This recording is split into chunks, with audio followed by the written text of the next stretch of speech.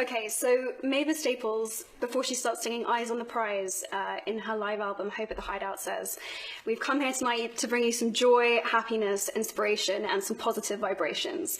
And we want to leave you enough to last you for the next 6 months."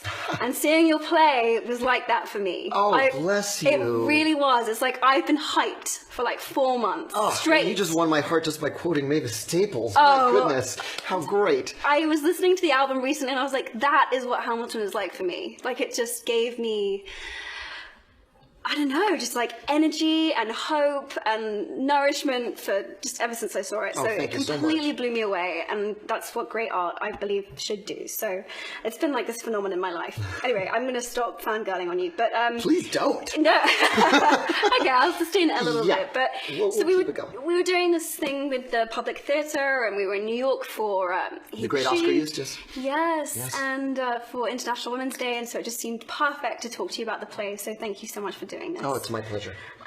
So for those of us that aren't lucky enough to be in New York here to see the play, and it's almost impossible to get a ticket at the moment, could you give us like a 30 seconds, like highlight reel synopsis? Yeah, sure. Hamilton is the story of our nation's first Treasury Secretary, and it's as sexy as it sounds. I'm past patiently waiting, I'm passionately smashing every expectation, every action's an act of creation. I'm laughing in the face of casualties of sorrow. For the first time I'm thinking past tomorrow. It's about Alexander Hamilton. He's the dude on the $10 bill who had an amazing, tumultuous, unlikely American life. And I knew nothing about him until I picked up Ron Chernow's biography of him one day on vacation, and just felt like it was the proto-American immigrant story. Before there was an America, this guy sort of came here for a better life and managed to make one.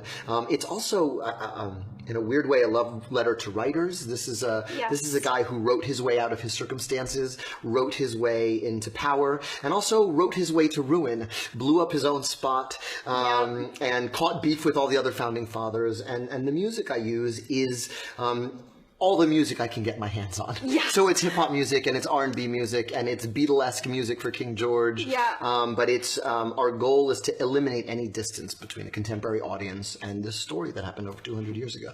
Yeah, I mean, I think that's why people are so psyched about Hamilton, is that you just kind of blast through every expectation and tradition. You know, you use music that would be seemingly incongruous with the time, but that is so perfect as a way to express these ideas.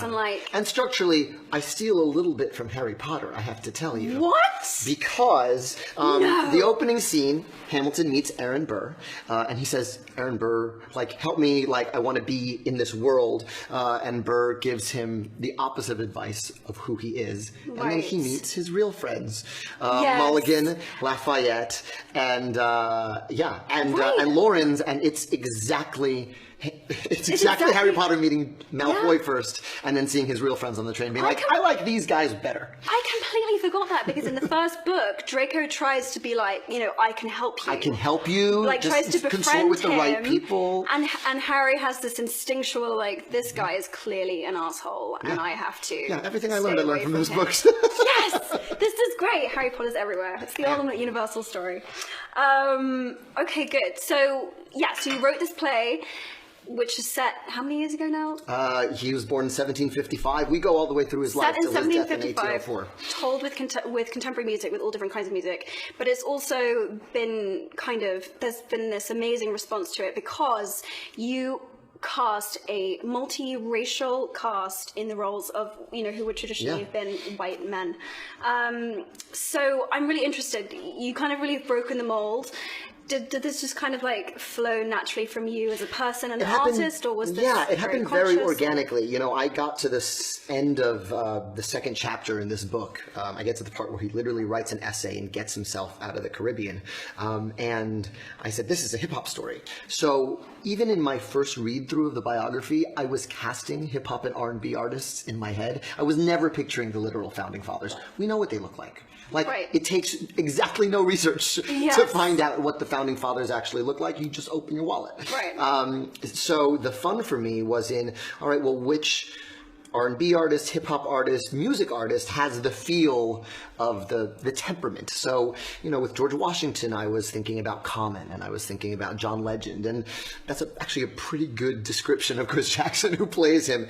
When I read the name Hercules Mulligan, I thought that's the most Busta Rhymesian sounding rapper name. It is like, such a great name. So good. So I wrote it as if Busta Rhymes was in my head, and so Tommy Kail just sort of took that and extended it and really said, you know, this conceit just allows us to eliminate the distance even more, because if it doesn't look like a John Trumbull painting from the 1700s, then we can find our way into it in a way that makes it much more accessible than if it was just sort of a period piece. Totally. Well, again, that was what was so cool, is that, you know, set hundreds and hundreds of years ago, but I kept seeing our time's topical issues that I was seeing in the news, just so reflected in what I was seeing on stage. And that's what I fell in love with when I was writing it too. I was like, oh, we've been fighting about the same things forever. It's no accident that we're still fighting about how much is the government involved in our lives, which is what Jefferson and Hamilton rap battle about in my show. It's no accident we still fight about how involved do we get in the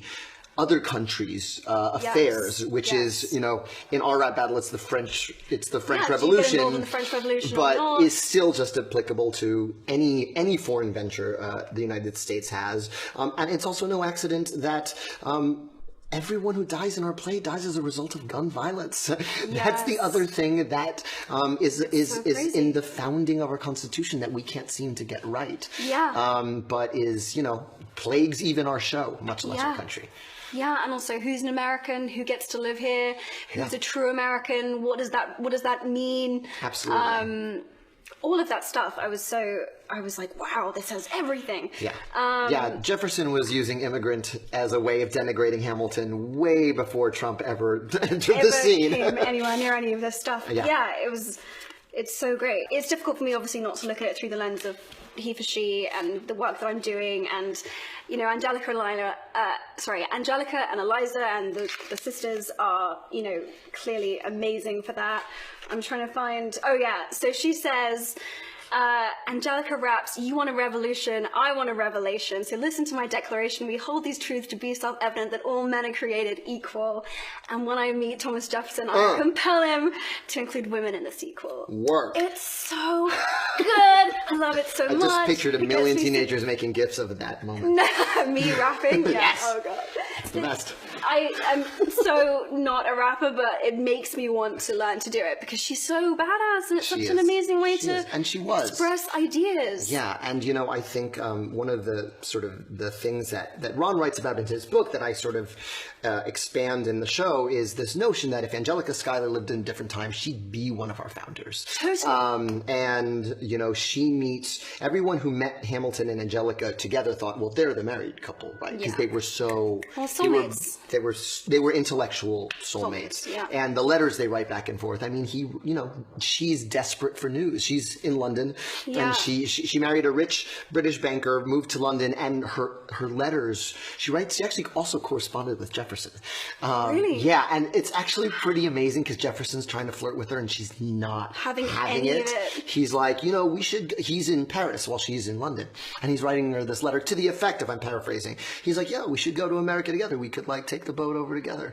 And Angelica goes, oh yeah, that sounds really nice, except there's my loyalties lie elsewhere, basically. Like she's like, hashtag Team Hamilton. Hashtag I'm on somebody else's team.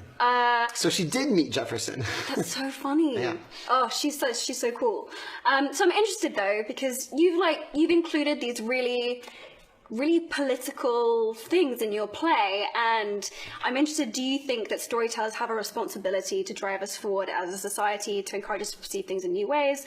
And if you do, does this ever weigh like heavily on you? Do you ever feel like that's a responsibility? No, I'll tell you the way I think of it. I think storytellers can't help it.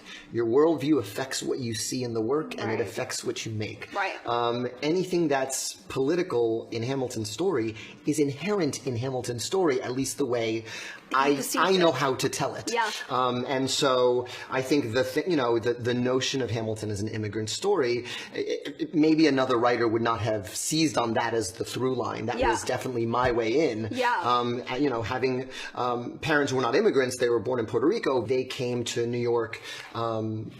My dad didn't speak a word of English when he came here, and he came here to get a better life. So I'm familiar with that story, that immigrant narrative of like, we're going to come here and we're going to do the jobs no one else wants to do, and we're going to work twice as hard. And I recognize that in Hamilton.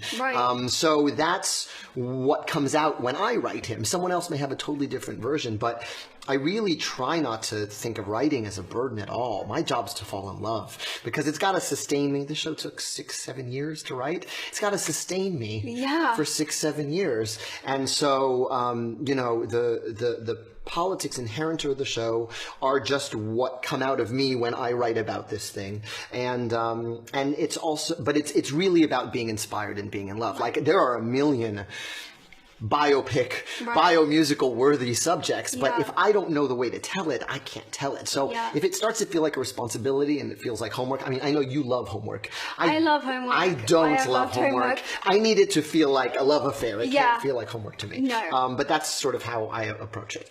So kind of what you're saying is that art is just incredibly personal. It's just like everyone will read the same thing a different way, will experience it differently. And I think the ultimate way in which art can be political is that I think it engenders empathy, which is the thing that politicians can't seem to do. They can't do. It's if you feel like you know someone because you've spent 2 hours chronicling their life in a story, or you've seen some movie that gets you under their skin and in their heart, like, you can't dismiss them as other anymore. No, do you know what I mean? It's so true. I talked about this yesterday when I was talking to Forrest Whitaker, just saying that, like, once you've seen a movie that has just opened you up to somebody else or in a different perspective, you can't unsee it. That's right. That's it. You're done. You're changed forever. You can't go back. You're changed. And that's what's so amazing about art. And